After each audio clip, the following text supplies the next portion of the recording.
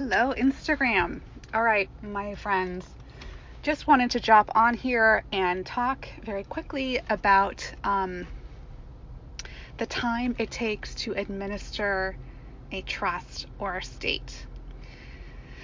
So, when you have a trust, hopefully the trust has been sufficiently funded and you're not going to need any court orders. In that case, you have to send out a notice to heirs and beneficiaries, letting them know that the person, that the trust is now irrevocable and that they have 120 days to contest the trust or to bring a petition against the trust to allege that it's invalid because of fraud or duress, etc., etc.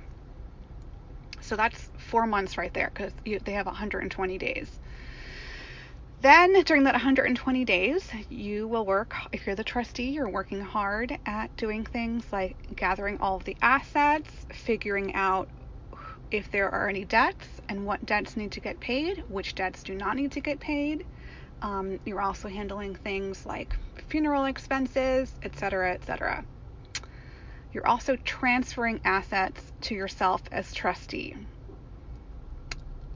This takes a long time, you guys. It just does. It's sometimes multiple government agencies.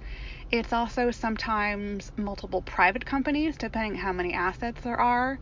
Sometimes I just worked on a case recently where we worked through an accounting and we discovered assets we didn't even know about, these little computer share accounts.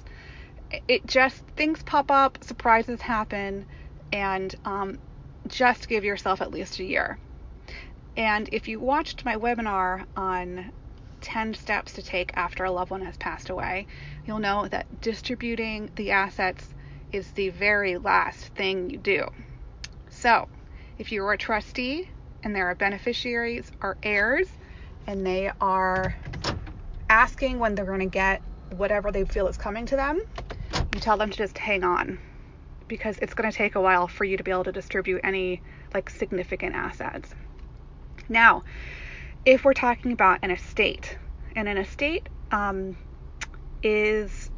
of it as anything not held by a trust with a value over $166,250 in gross.